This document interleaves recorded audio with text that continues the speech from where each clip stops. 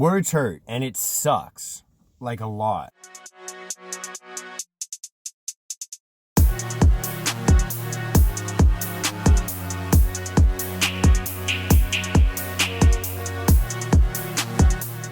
The weather's getting a lot colder here in Vancouver. It's getting a lot more chilly. Because of that, people are starting to bundle up and not be outside so much because of the rain and the cold weather. So I'm doing my best to pretty much try and keep going outside and enjoy the weather while we have it, because even the Vancouver falls and winters are super nice. In my opinion, I like the weather. I don't mind it when it's a little bit cloudier and a little bit overcast and cooler, because I like wearing hoodies and hats and toques and jackets and stuff like that. So I think I'll be all right this year. If you do struggle with the winter time or the fall time, you get that seasonal depression, then do your best to obviously keep going with whatever good habits that you have instilled right now, and maybe pick up some new hobbies and habits that you can do in the rain or the snow. I recommend obviously skiing, snowboarding, stuff like that. Go and hit the mountains if you're in Vancouver. If you don't have mountains where you're at, move to Vancouver. How words hurt, and it sucks. And there's going to be a lot of people in life that obviously have different opinions than you, and sometimes they just want to make some jokes. Sometimes they do actually try and hurt you. So there's going to be a couple of things I'm going to talk about today, but essentially it's just going to be talking about how words from people can hurt you. So the first thing I want to talk about, sometimes you're going to get people that are like going to directly say things to you, and that's going to suck,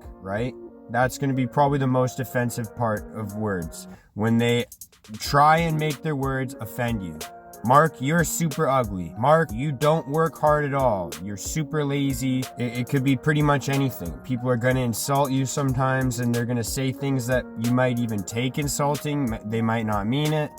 But sometimes people are going to say things that directly insult you, right? Or maybe they're saying things like, if you think this, then you're an idiot. Or if they think this, then they're stupid. Obviously, if you think those things, or if you align with those beliefs, and then they're calling you an idiot or they're calling you stupid, right? They can't wrap their heads around it for sure. When somebody else has something that they don't like about themselves, and they might not even know it, then they're gonna project that onto others and start to comment on it, right? So if I'm sitting around all day at my house and I'm feeling like a lazy bag of shit, I just feel like garbage about myself, the next time I go to work, or I go to the gym, or I go out in a public setting and I see someone else that's being lazy, then I'm going to come down pretty hard on them. Wow, that person's being really lazy today. They're not working hard at all. They seem a little distracted, things like that. You're going to notice your own flaws in other people first, because your brain's going to block these things out to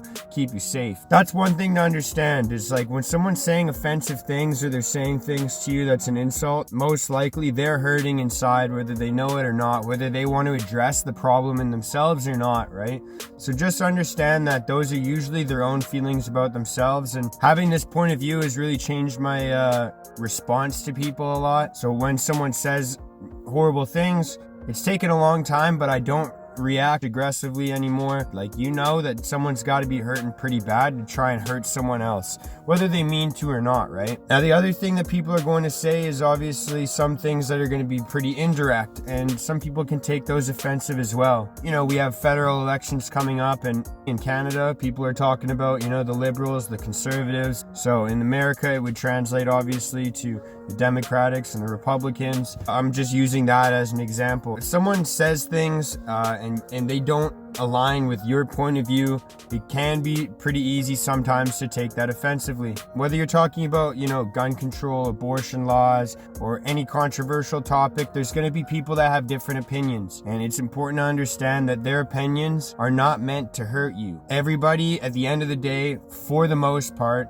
is looking for a solution. So people that are looking to ban guns are looking to defend the citizens of the United States that are getting killed in shootings in schools and churches, mosques, anywhere in public, things like that. The people that are looking to defend gun laws are looking to defend the citizens of the United States that are getting killed in shootings in schools and churches, mosques, anywhere in public, things like that. So everyone kind of believes that they're doing the best thing for society. And so that's a pretty important thing to understand. The reason that they have their beliefs or their opinions is usually for the betterment of society in their eye. So it's important to understand that people aren't going to have these these opinions directly to hurt you. If they do, then that would be considered dangerous. But for the most part, people are having these opinions to basically try and keep other people safe. And so they believe that what they think is best. This can be really only addressed if we have the ability to talk about it.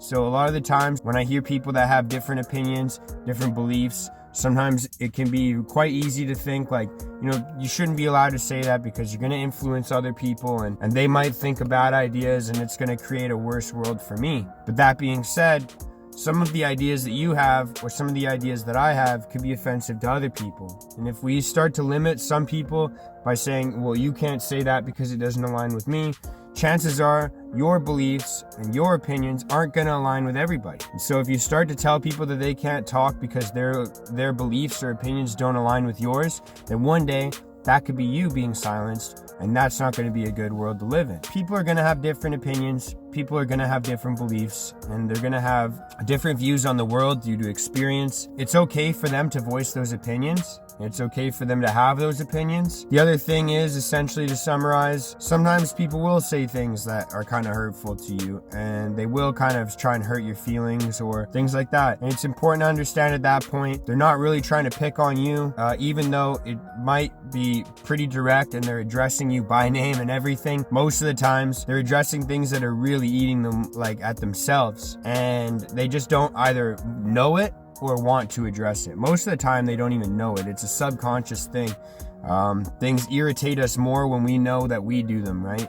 They're just noticing things that they're probably subconsciously self-conscious about. So some jokes that I've heard like that can be pretty offensive. One thing that's always eaten at me a ton is when people joke about, suicide, or, oh, I'm gonna kill myself if I don't get this job, or I've been at work for 16 hours today, I feel like blowing my brains out. It's always kind of hurt me a little bit just because, well, actually it's hurt me a lot. And essentially it's because, I've dealt with those kinds of thoughts before, and it's a struggle, really, honestly, to keep going when you're in those dark areas. It really is. And it doesn't seem possible. It really sucks a lot. That being said, it's not just due to my experience. I've had friends that have taken their own lives. I've had family members that have taken their own lives. It sucks. It really does suck. You kind of have to understand, sometimes in life, people joke about things that really scare them in attempts to maybe laugh at them, because if we can make a joke about it and laugh about it, then maybe it's not real, or maybe it won't hurt us the same. The same thing happens with,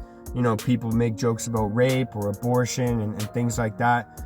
It's important to understand that people aren't making these jokes to make a personal attack at you. That's something that took me a long time to understand. A lot of the times people are making these jokes because maybe they have their own issues or problems going on in their heads that they're trying to rationalize, and they're doing it through a joking manner, and probably it's going to be offensive to a lot of people, but understand that they're probably hurting just as bad as you.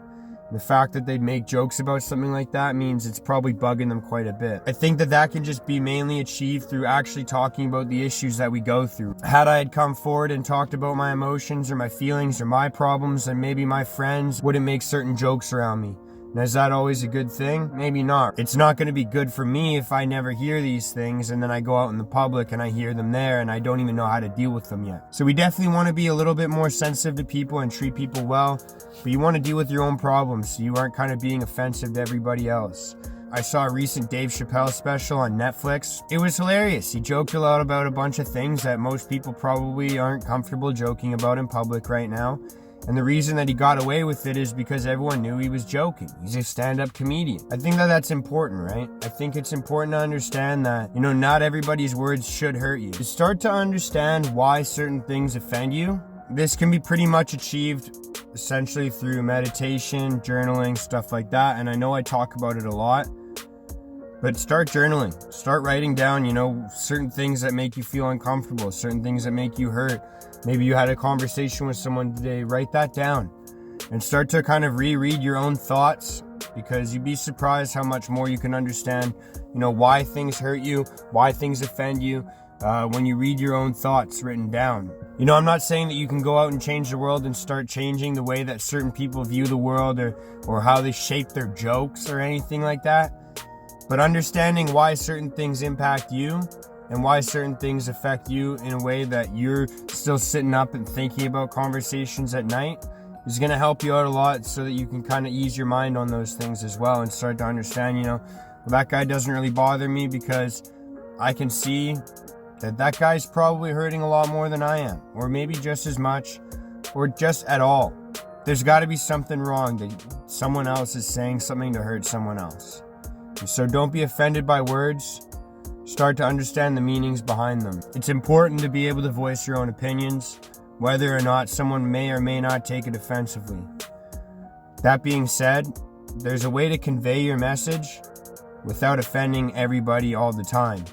And so you can definitely, not that you have to change the message you're trying to say, but you can convey it in a way that some people that don't share your opinions or thoughts or beliefs can at least see where you're coming from.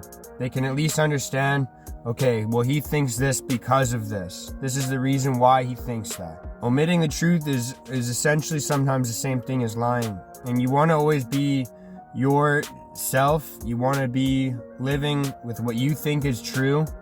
And it's important that you kind of hold those values, whatever you think is valuable, so that you can kind of not go to bed at night wondering why you're living in a lie or feeling like you're not yourself.